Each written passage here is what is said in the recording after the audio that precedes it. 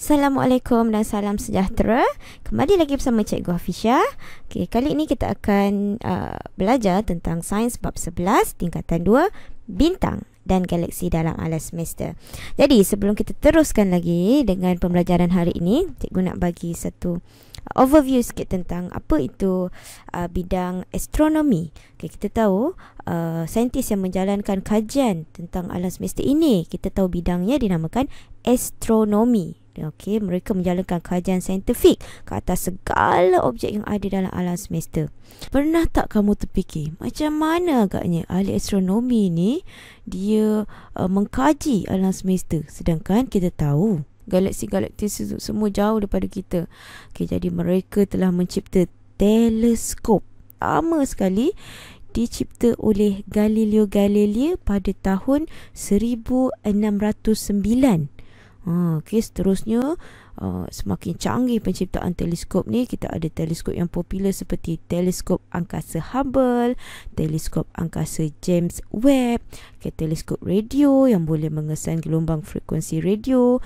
Jadi ahli astronomi ni dia guna teleskop untuk kaji semua objek dalam alam semesta, termasuklah bintang, galaksi, planet, nebula. Okey, itu salah sedikit lah tentang bidang astronomi.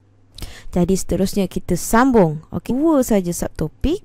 Yang pertama sekali, subtopik dia ialah bintang dan galaksi dalam alam semesta. Kita nak belajar tentang ciri objek angkasa.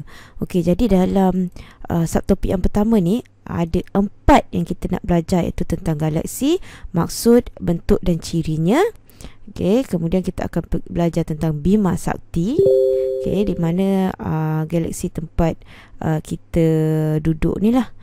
Okey, kemudian yang ketiga kita nak lihat kitar hidup bintang, iaitu macam mana bintang lahir dan macam mana bintang tu mati. Okey, kemudian yang keempat kita nak tengok perbandingan saiz antara bumi, sistem suria, galaksi dan alam semesta ni. Okey, kita pergi yang pertama. Okey, maksud galaksi. Apa itu galaksi? Galaksi adalah satu himpunan jasad yang terdiri daripada jutaan bintang bersama gas dan debu dan habuk. Itulah membentuk galaksi. Okay, ada 4 komponen dia. Ada berjuta-juta bintang, gas, debu dan habuk. Itulah yang membina sebuah galaksi.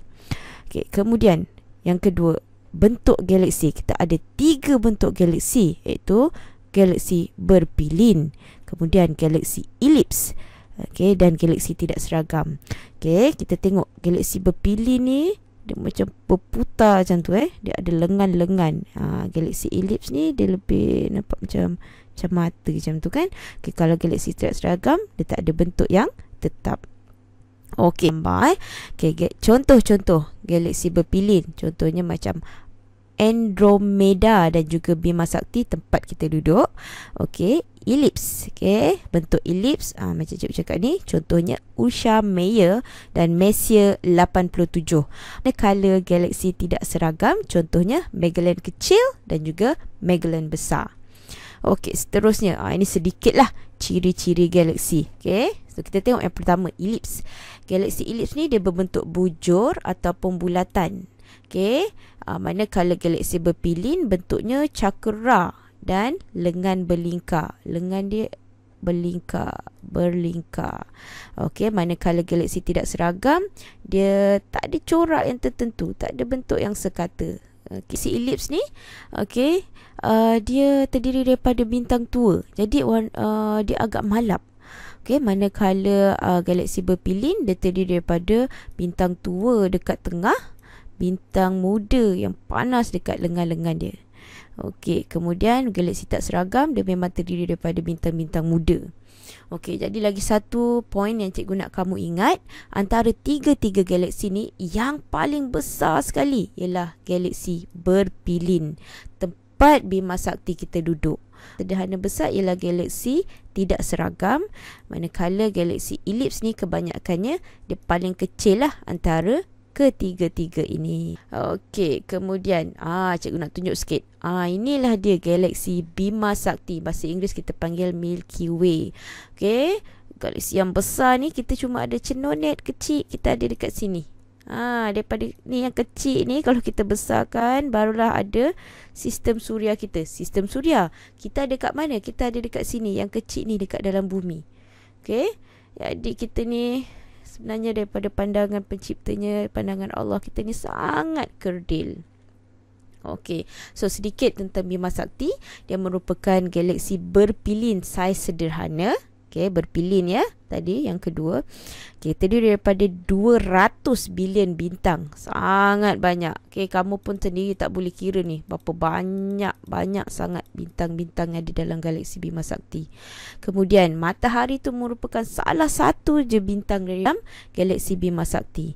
Okey, ni matahari tadi kan. Okey, jadi sistem suria kita berada dalam galaksi Bima Sakti.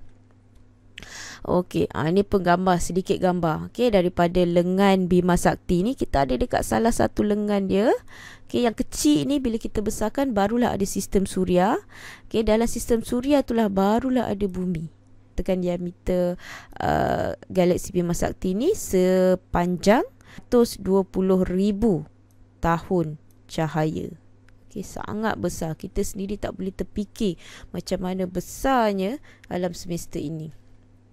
Okey, ini gambar lagi tentang galaksi Bima Sakti. Galaksi Bima Sakti kita ada dekat salah satu lengan saja. Kita ni sangat kerdil pada pandangan Allah. Okey, kemudian yang ketiga dalam subtopik yang pertama, kita nak tahu tentang kita hidup bintang. Bintang ni boleh hidup dan juga dia boleh mati. Okey, sekarang kita nak lihat macam mana bintang dilahirkan, dari apa. Kalau kita dilahirkan, kita ada mak bapak kan.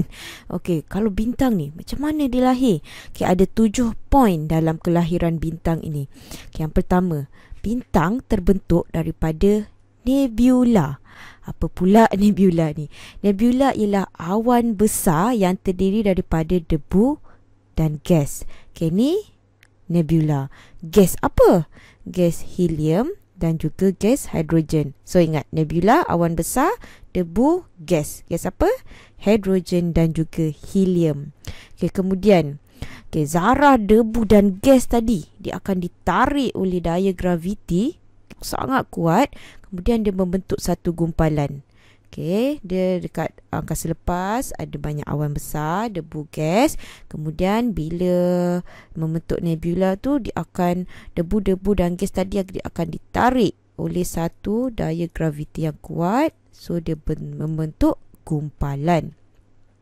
Okey, ni gambar nebula. Nebula ni ada macam-macam bentuk dia Boleh lihat kat angkasa lepas lah kalau ada teleskop. Okey, kemudian yang ketiga, dah bentuk gumpalan, dari menjadi apa pula? Gumpalan tadi dia akan mengecil dan termampat disebabkan oleh daya graviti yang kuat. Jadi gumpalan tadi membentuk teras. Okay, kemudian apa yang berlaku kepada teras tu? Teras itu akan menjadi semakin kecil, lebih termampat lagi. Suhu dan tekanan teras semakin meningkat. Suhu, tekanan meningkat. Sampai satu tahap berlakulah pelakuran nuklear. Apa itu pelakuran nuklear? Ialah gas hidrogen ditukarkan kepada gas helium. Ni pelakuran ialah 4 gas hidrogen tukar jadi 1 gas helium, di mana ia akan menghasilkan tenaga yang banyak. Tenaga apa? Okey, tenaga dalam bentuk tenaga haba dan cahaya keluar daripada teras itu. Bila dah tadi dah ada cahaya tadi, cahaya itu akan bersinar, maka akan lahirlah satu bintang muda. Seterusnya, apa yang berlaku kepada bintang muda ini? Bintang muda ini akan berkembang menjadi bintang besar sederhana, sama ada besar sederhana macam matahari, atau jadi bintang besar, atau boleh jadi bintang super besar. Okey, begitulah bintang dilahirkan. Ada 7 poin semuanya daripada nebula, dia termampat, lepas tu dia bentuk gumpalan, bentuk teras. Teras tu semakin pelakuran nuklear, lama-lama dia akan bersinar, terbentuklah bintang muda. Okey, jadi bintang ni cikgu kata tadi dia bersinar tadi sebab ada pelakuran nuklear. Okey, ada dalam tu ada hidrogen. Hidrogen yang ditukarkan menjadi helium. Okey, jadi bila hidrogen ni dah habis, okey, maka bintang tersebut dia akan mati. Okey, sebelum tu, ini bintang muda. Ini contoh-contoh gambar bintang muda. Okey, seterusnya, bila hidrogen telah habis digunakan, bintang itu akan mati. Okey, jadi kematian bintang ini dia bergantung kepada saiz dia. Sama ada dia saiz sederhana macam matahari, atau dia bersaiz besar, atau dia bersaiz super besar. Okey, saiz bintang ini akan menentukan macam mana dia mati. Macam mana pengakhiran hidup dia. Kita akan tengok ni ada 3. Ada 6 poin keseluruhan dalam kematian bintang. Mana dia boleh mati ni? Okey, kemusnahan bintang atau kematian bintang berlaku apabila hidrogen dalam bintang tersebut telah habis digunakan. Okey, jadi bila dekat hidrogen dekat bahagian dalam telah habis digunakan, okey, hidrogen dekat lapisan luar pula akan mula terbakar. So bila tadi dekat dalam dah habis, dia akan terbakar dekat luar pula. Okey, jadi menyebabkan bintang ini akan berkembang. Okey, masa ni bintang berubah warna. Okey, dia jadi warna merah. Kita namakan dia bintang raksasa merah. Macam cerita Ultraman pula kan. Ini bintang raksasa merah lah. Kalau kamu nak tengok, ini bintang warna merah, ini bintang raksasa merah. Okey, kemudian daripada bintang raksasa merah tadi, kalau bintang tu saiz sederhana dari raksasa merah, okey, dia akan bertukar menjadi bintang kerdil putih.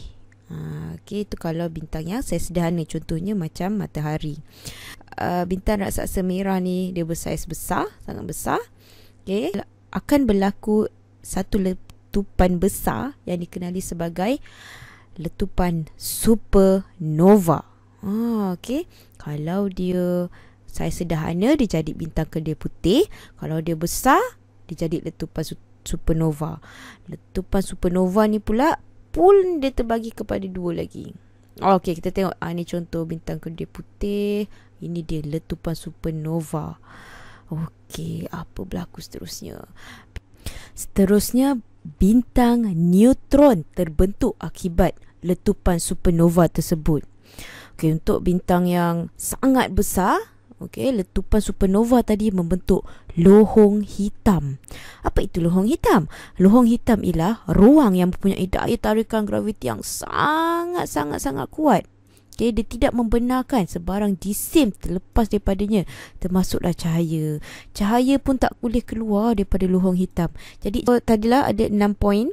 Okay, macam mana bintang itu mati. Ini bintang neutron. Okay, ada spelling error tu. Bintang neutron. Okey, ni pula gambar-gambar lohong hitam. Okey, cikgu recap balik kematian bintang tadi. Kematian bintang akan mengikut kepada saiznya. Semua akan jadi raksasa merah. Okey, semua akan bertukar menjadi raksasa merah. Kalau bintang saiz sederhana, dia akan jadi kerdil putih. Okey, kalau bintang besar dengan bintang super besar, lepas jadi raksasa merah, dia jadi super raksasa. Kemudian berlakulah letupan supernova.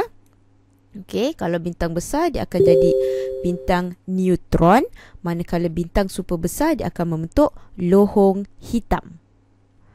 Okey, yang keempat, perbandingan saiz relatif antara bumi dengan alam semesta. Jadi sebelum ni pun cikgu dah ada cakap dah. Okey, bumi kita ni kita dekat atas bumi, kita ada dekat atas bumi. Okey, kemudian bumi kita tu berada dalam sistem suria. Sistem suria kita berada dalam galaksi Bima Sakti. Galaksi Bima Sakti tu adalah salah satu je daripada kumpulan galaksi yang banyak-banyak. Kita semua ni berada dalam alam semesta. Jadi sebesar mana pun alam semesta tu, kita pun tak terjangkau oleh akal kita. Saiz bumi tu macam habuk je dalam alam semesta. Kita kecil je. Okay, alam semesta tu sangat besar. Galaksi Bima Sakti tu cuma salah satu je daripada jutaan galaksi dalam alam semesta. Okay, kemudian dalam galaksi Bima Sakti itulah ada sistem suria. Sistem suria ada 8 planet, itulah yang salah satunya bumi. Terlihat gambar sikit. Inilah perbandingan relatif antara bumi. Bumi berada dalam sistem suria. Sistem suria berada pada salah satu lengan Bima Sakti. Bima Sakti tu hanyalah salah satu daripada kumpulan galaksi. Kita ada banyak kumpulan galaksi dalam alam semesta yang kita tak tahu pun berapa besar lah alam semesta ni. Okey. Baiklah, subtopik kedua dalam bab ini ialah 11.1.2, membandingkan dan membezakan bintang termasuk matahari berdasarkan ciri bintang dan menghubungkaitkannya dengan pemerhatian bintang di bumi.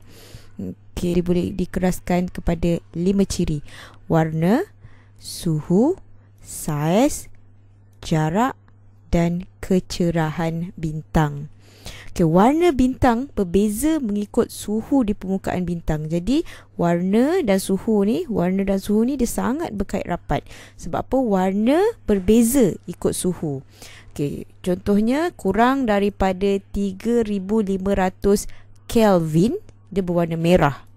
Okay, antara 3500 hingga 5000 bintang tersebut berwarna jingga. Antara 5000 hingga 6000 Kelvin bintang tersebut berwarna kuning. Okey, 6000 hingga 7500 bintang tersebut berwarna kuning putih. 7500 hingga 11000 Kelvin bintang tersebut berwarna putih. Okey, 11000 hingga 25000 Kelvin bintang tersebut berwarna biru putih. Manakala lebih daripada 25000 Kelvin bintang tersebut berwarna biru. Bintang yang berwarna biru ialah bintang yang paling panas. Okay, seterusnya saiz bintang, ciri yang ketiga, saiz bintang.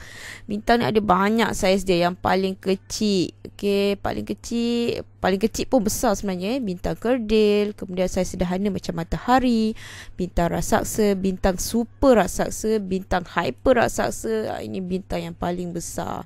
Terusnya kecerahan bintang. Okay, kecerahan bintang bergantung kepada suhu di permukaan bintang tadi. Okay, saiznya dan jarak dari bumi.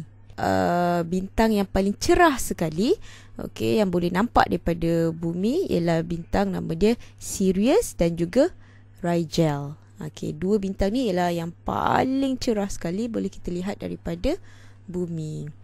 Okey, dengan itu dah habis dah bab 11. Okey, cikgu gunakan buku rujukan daripada buku teks Fokus Visual Pelangi Sasbadi dan juga Oxford Fajar.